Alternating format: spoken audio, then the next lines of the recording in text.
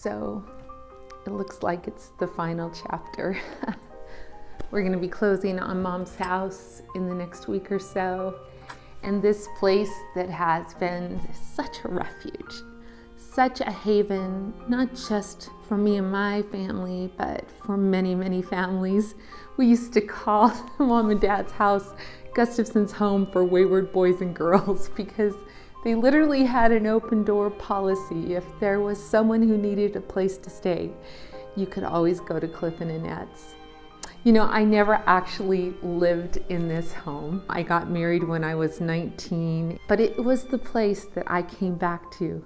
So amazing to walk around this house. There's so many, many memories. My kids playing in the grass, wrestling with Grandpa, Mom's beautiful flower beds, half an acre of flowers and grass, and she took care of it all. It was amazing. Moving from one chapter to another is never easy, and yet I watched my mom do it with so much grace. You see, she never, ever wanted to leave this house. She told me, I want you to carry me out of this house. And yet 2 different times, I've watched my mom give those desires to the Lord and allow Him to change her heart. The first time was when she chose to go live at my brother's assisted care home because my daddy needed more care than she could give. We'd been losing Dad for about 6 years to dementia, and Mom had cared for him the whole time. We really tried to come up with care so they could stay here at their house, but every door closed. And I watched as my mom laid down that desire to stay in her home, pack up her bags, and move to Seattle for 8 months to just make sure my daddy got the best care possible. We had no idea when they returned that following April, Daddy would only have less than a month to live. And the Lord chose to take him home, and once again, my sweet mama had to navigate a new chapter. So bittersweet, all I have is a nylon to blow my nose. 2 more weeks and it'll belong to someone else, but Lord, I pray that you will bless whoever has this house and their family, Lord. May it be a haven for their souls and just a place of your presence. Change is hard. Have you noticed it? It's hard to let go of one season, believing that there's another season waiting for us, especially when that season has been so sweet. This home is filled with so many memories, so many Christmases with 30, 40 people crowded in this living room in absolute chaos, but so much laughter, so much joy, even in those hard years when Daddy was more confused than not. Even though I never lived in this house, I'd come home to Missoula and I was home. This was home. But you know what I've discovered? Anywhere you are, that's home. That's home. I've watched her navigate grief this last year and her own physical issues, to the point my sister and brother-in-law came and lived with her this past year just to help her out.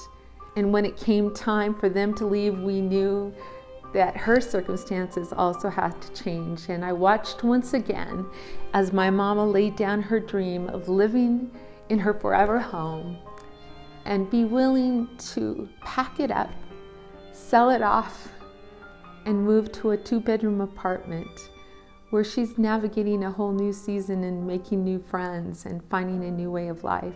You know, I'm reminded of something my former pastor's wife once taught in Bible study. She said, I've learned not to build picket fences and plant petunias because when the cloud lifts, I want to be willing to pack up my tent and follow God wherever He wants me to go. Now listen, there's nothing wrong with picket fences, and there's absolutely nothing wrong with planting petunias. But if we are getting so rooted in the place where we are that we can't be available to move when God moves, then perhaps we've made that place, that thing, more important than God. As much as my parents have given me deep, deep roots in our family, they've also taught me how to have wings. Growing up in Missoula, Montana, we moved 13 times in 18 years. My daddy was a builder at heart, and so on his off hours, he would build homes. We would move into them, finish the basement, pick rocks, plant grass, and sell them 2 years later. My parents wanted to be free and clear of all debt, and that's exactly what they did. And so we learned how to kind of live lightly, not to get too attached to a place. But now, 37 years in the same place, well, this home is pretty precious to all of us. And yet, you know what? God's been teaching me something beautiful in my own life during these last couple of years as we've navigated a lot of changes. Losing my daddy to cancer was difficult, and yet there's just been such an incredible gratitude. So much gratitude that my daddy lived 86 years, that even though he had dementia, he still knew us at the end. And all I can do is just be grateful. I miss him, but I'm so grateful for all that we've had.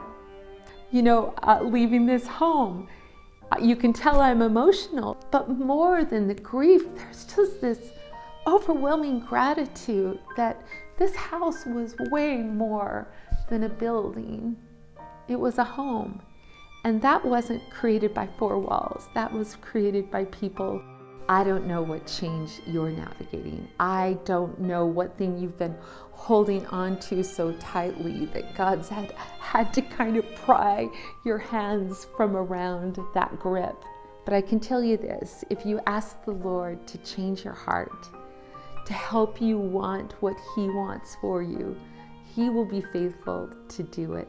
As we navigate these changing seasons, I think the thing that we can hold on to, the thing that can give us confidence is we're not walking into a new season alone.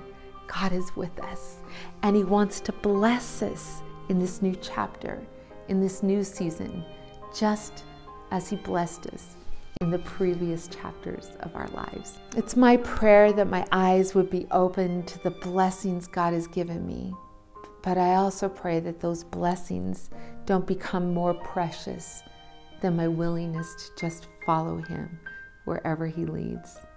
So no matter what season you're navigating, no matter what chapter may have seemed to close, I can tell you this, He's got more for you ahead. There's new chapters waiting to be written. And if you will just take that pen and then allow His hand to guide you, together, you're going to write a beautiful story that brings Him great glory. God bless you, my friend.